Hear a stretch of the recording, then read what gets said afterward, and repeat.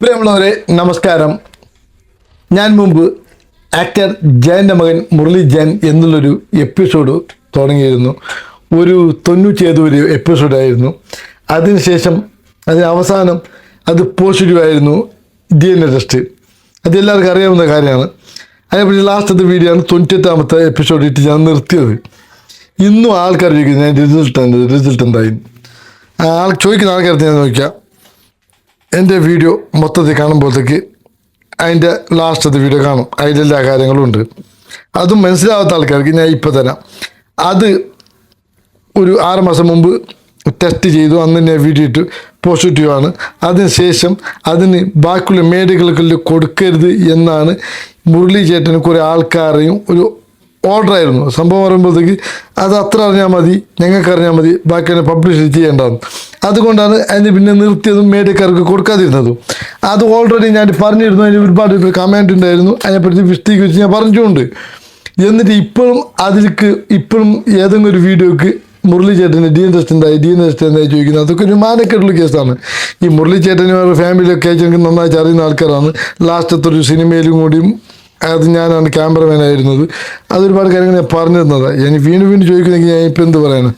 ഒരാൾക്കാർക്കുണ്ട് ഒന്ന് പിടിച്ചാൽ അതിന് എന്ത് വന്നാലും വീണ്ടും ചോദിക്കാം.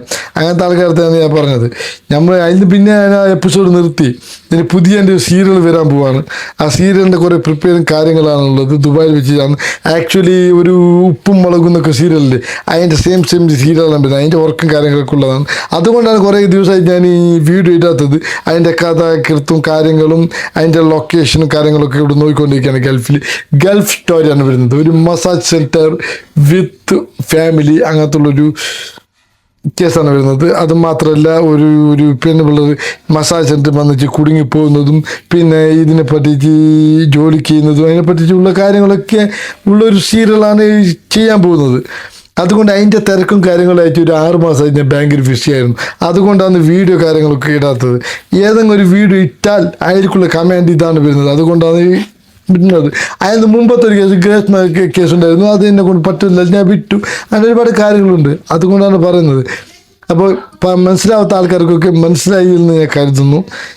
ഇനിയും ആൾക്കാർക്ക് എന്തെങ്കിലും ഡൗട്ട് ഉണ്ടെങ്കിൽ എൻ്റെ വാട്സപ്പ് നമ്പർ ഞാൻ കൊടുക്കാം. വാട്സപ്പിൽ ബന്ധപ്പെടാം. അത് ഞാൻ ഡിസ്ക്രിപ്ഷനിൽ കൊടുക്കുന്നുണ്ട്. പിന്നെ എല്ലാവരും സഹകരിക്കണം. നമ്മുടെ സീരിയലിനെ ഭൂരിപക്ഷമായി നിങ്ങൾ വിജയിപ്പിച്ച് തരണമെന്ന് കേരള ജനങ്ങൾ ഇല്ലെങ്കിൽ മലയാളി ജനങ്ങളടുത്താണ് ഉള്ളത്. അതുകൊണ്ട് എല്ലാവർക്കും ഒന്നും കൂടി നമസ്കാരം, നന്ദി. എല്ലാവരും പ്രവർത്തിക്കണം.